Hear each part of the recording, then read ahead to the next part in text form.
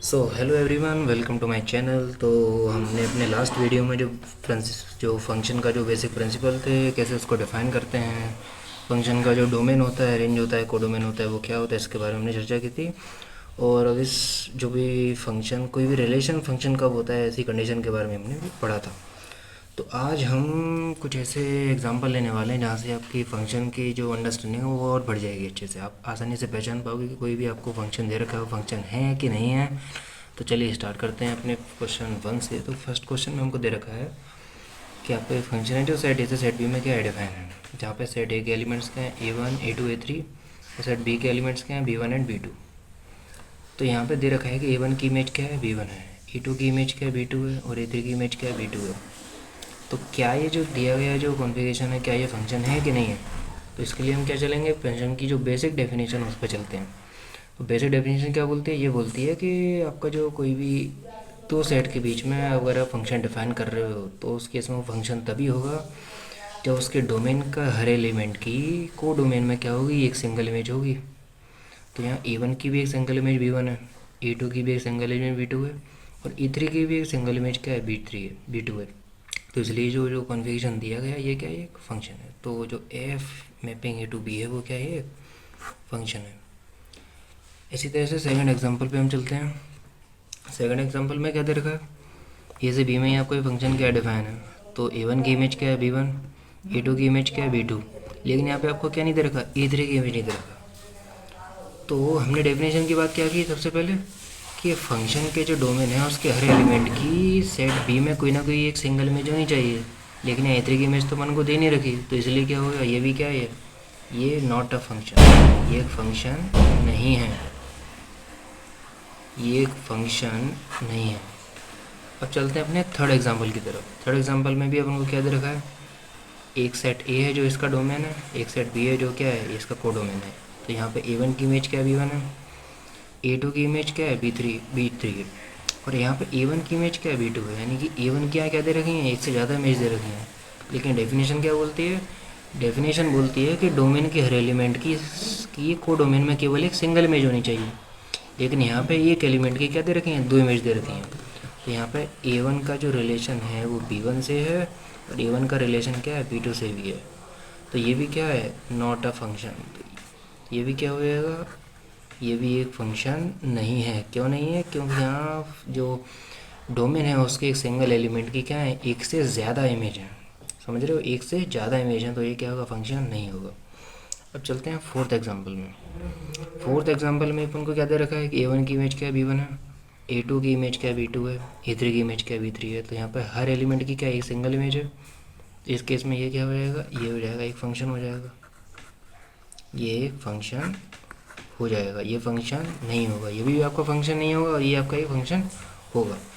इसके बाद चलते हैं कि अगर आपको इसके साथ में कोई और चीज़ दे रखी है, मान लो मैं अपने अगले नेक्स्ट एग्जाम्पल की तरफ जाऊँ। तो नेक्स्ट एग्जाम्पल में आपको फंक्शन दे रखा है एफ मैपिंग। इस केस में आपको दे रखा है कि जो अब जानते ही हो कि इसको क्या बोलते हैं, डोमेन, और इसको क्या बोलते हैं, कोडोमेन। तो यहाँ पे इसका जो डोमेन है वो क्या है, एन यानी क्या, नेचुरल नंबर्स का सेट। और इसका जो कोडोमेन है वो क्या है, वो भी एक नेचुरल नंबर्स का सेट है। और साथ में आपको यहाँ पे एक फंक्शन भी दे रखा है कि एफ एक्स इजक्वल टू, ये जो एफ है वही आपको दे रखा है, जो एफ एक्स की जो वैल्यू है वो कितनी है, x-1। क्या ये फंक्शन है, तो ये चेक करने के लिए अपन क्या करेंगे, वापस से हम वेन डायग्राम बनाएंगे। वेन डायग्राम बनाएंगे तो क्या अपन को क्या देगा, हम मान लेते हैं कि इसका जो जो डोमेन है वो क्या है, ए है। तो ए सेट क्या का सम है, ये जो सेट है वो क्या है, नेचुरल नंबर्स का सेट है। तो यहाँ लिखते हैं नेचुरल नंबर्स, आप जानती हो क्या होते हैं, 1 2 3 4 5 6। 1 2 क्या लेकर, 1 2 से 1 से लेकर के इन्फिनिटी तक। तो सारे पॉजिटिव नंबर क्या होते हैं, नेचुरल नंबर होते हैं। तो 1 2 3 4 5 डैश डैश डैश क्या है, बजाएंगे वहाँ तक इन्फिनिटी तक जाएंगे। ऐसे ही सेट भी क्या है इसका, वो भी क्या है, एक नेचुरल नंबर का सेट है। इसमें भी क्या होंगे, सारे एलिमेंट्स 1 से लेके क्या होंगे, इन्फिनिटी होंगे। तो जैसे अगर देखा जाए कि जो, अगर हम इसमें वैल्यू डाल के देखें इस फंक्शन की, जैसे x इक्वल टू 1 अगर अपन डाल के देखें f ऑफ 1, तो 1 की वैल्यू क्या आ रही है, 1 - 1 इक्वल टू 0। टू की जो वैल्यू आ रही है कितनी आ रही है, 2 - 1 = 1। x = 3 पे जो वैल्यू आ रही है वो कितनी आ रही है, 3 - 1 = 2। 4 पे क्या आ रही है, 4 - 1 = 3।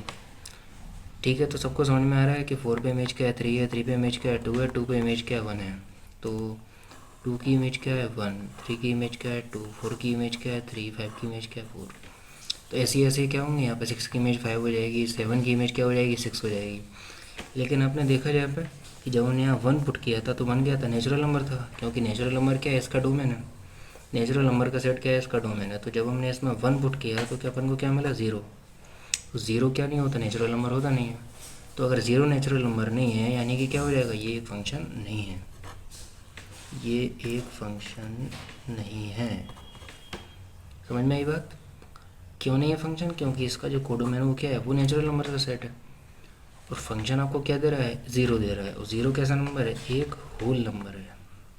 कैसा नंबर है, होल नंबर है, एक पूर्णांक संख्या है। समझ रहे हो? तो 0 क्या है, एक होल नंबर है, इसलिए अपन क्या नहीं मानेंगे, इसको फंक्शन नहीं मानेंगे। अगला एग्जांपल लेके चलते हैं। जैसे कि आपको दे रखा है f(x) = क्या दे रखा है, √x। और यहाँ पे हमने फंक्शन को डिफाइन किया कैसे, f mapping real numbers to real numbers, कि f का जो डोमेन है वो क्या है, रियल नंबर्स का सेट है, और f का जो कोडोमेन है वो भी क्या है, एक रियल नंबर्स का सेट है। तो यहाँ पे हम कैसे फाइंड करेंगे कि ये जो दिया गया है आपको, ये फंक्शन है कि नहीं है।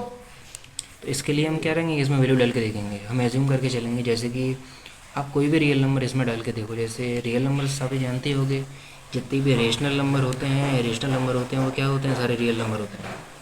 तो रियल नंबर के अंदर सारी जितनी भी पॉजिटिव वैल्यूज़, नेगेटिव वैल्यूज़, सारी वैल्यूज़ आती हैं। आपका फ्रैक्शन की जो वैल्यू आती हैं वो भी क्या होती हैं, रियल नंबर्स के अंदर आती हैं। तो रियल नंबर अगर इसमें मैं माइनस नेगेटिव कोई रियल नंबर डाल के देखूँ, जैसे कि मैं x = -2 अगर इसमें मैं डाल के देखता हूँ तो f(-2) की वैल्यू क्या आती है, √(-2). तो √(-2) किसके इक्वल होता है, √2 आयोटा के। लेकिन √2 आयोटा तो क्या नहीं होता, ये आपका रियल नंबर होता ही नहीं है। ये क्या होता है, ये आपका कॉम्प्लेक्स नंबर होता है। क्या होता है, कॉम्प्लेक्स नंबर है। तो ये अगर ये आपका कॉम्प्लेक्स नंबर है और यहाँ आपको दे रखा है कि इसका जो कोडोमेन है वो क्या है, रियल नंबर्स का सेट है, लेकिन यहाँ आपको क्या मिल रहा है, ये कॉम्प्लेक्स नंबर मिल रहा है। आपको रियल नंबर डालने पर अगर एक कॉम्प्लेक्स नंबर मिल रहा है तो ये आपको देगा, या जो फंक्शन है वो क्या है, फंक्शन नहीं है, वो आर से आर में क्या है, फंक्शन नहीं होगा। f(x) = √x आर से आर में एक फंक्शन नहीं होगा। समझ में आई बात? तो ये क्या है, फंक्शन नहीं है, इट्स नॉट अ फंक्शन। ये फंक्शन नहीं है। समझ में आई बात? ऐसे ही एक और एग्जांपल की अपन बात करते हैं। यहाँ पे इस एग्जांपल में क्या दे रखा है, f(x) = x², जो कि एक पैराबोलिक फंक्शन है, स्क्वायर फंक्शन है। इसमें क्या दे रखा है, इसमें f की जो मैपिंग है वो कहाँ से कहाँ तक है, r से r तक, real numbers to real numbers तक हमको एक फंक्शन दे रखा है जिसकी वैल्यू कितनी है, x² है। तो क्या ये फंक्शन होगा, इसलिए जब हम चेक कर लेते हैं, हम सारी जो रियल नंबर्स हैं उसको डाल के देंगे क्या, उसके बाद हमको रियल नंबर मिलेगा। हाँ मिलेगा। आप कोई भी रियल नंबर यहाँ डाल के देखो, जैसे मैं कोई नेगेटिव नंबर डाल दूँ, मान लो -2 मैंने डाल दिया, तो f(-2) क्या आएगा, आपका 4 आ जाएगा। f(2) क्या आएगा, वो भी 4 आएगा। कोई भी आप फ्रैक्शन की वैल्यू डाल दो तो वो भी क्या आएगी, एक रियल नंबर के इक्वल आएगी। तो ये क्या होगा, ये क्या होगा, फंक्शन होगा। तो इट्स अ फंक्शन। ये क्या है, एक फंक्शन है, ये फंक्शन नहीं है। समझ में आई बात? तो अब हम चलते हैं कुछ ग्राफिकल एग्जांपल की तरफ, जहाँ हम केवल ग्राफ को देख के बता सकते हैं कि कोई आपको जो रिलेशन दिया है वो फंक्शन है कि नहीं। अगर आपको कोई ग्राफ दे रखा हो और आपसे पूछा जाए कि आप बताइए कि ये फंक्शन है कि नहीं, तो हम वो आसानी से क्या सकते हैं, फाइंड कर सकते हैं। तो जैसे आगे बढ़ते हैं हम, सबसे पहला एग्जांपल मैं ले रहा हूँ, सबसे पहला मैं एग्जांपल ले रहा हूँ। सबसे पहला मेरा एग्जांपल है, जैसे आपने एक्सेस आप जानते ही होंगे, ये एक्स एक्सेस होती है, ये वाई एक्सेस होती है। तो यहाँ पे ये क्या होती है, ये नेगेटिव वाई एक्सेस होती है, ये नेगेटिव एक्स एक्सेस होती है। तो यहाँ पर आपको कोई ग्राफ दे रखा है, ड्रॉ करा हुआ, जैसे कि मेरे को एक ग्राफ दे रखा है इस तरह से।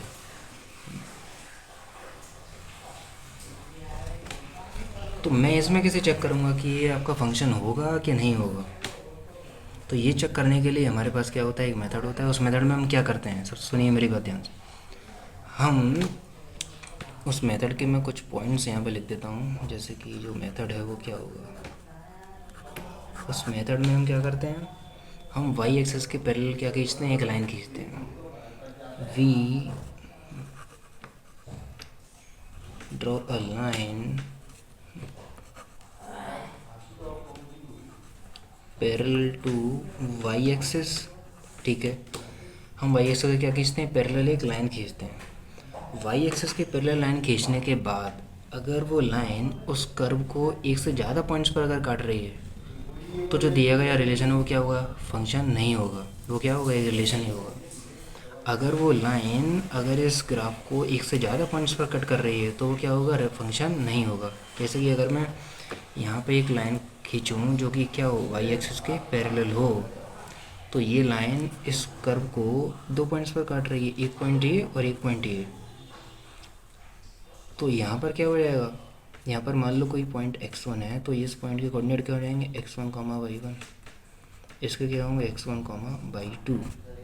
तो इस केस में क्या होगा, ये फंक्शन नहीं होगा। क्यों नहीं होगा, क्योंकि हमने पहले भी पढ़ा था कि फंक्शन के जो डोमेन है उसमें किसी एक एलिमेंट की 2 इमेज नहीं होनी चाहिए। तो यहाँ पे x1 का रिलेशन y1 से भी है, x1 का रिलेशन y2 से भी है। तो इस फंक्शन को, तो ये जो कर्व दे रखा है ये क्या, ये फंक्शन नहीं होगा। तो बताइए आपको समझ में। नेक्स्ट एग्जांपल लेते हैं जैसे कि आपको दे रखा है, मान लो एक कर्व और आपको दे रखा है इस तरह से, ये प्लस एक्स, ये प्लस वाई। तो यहाँ आपको कि कर्व दे रखा है कुछ इस तरह से।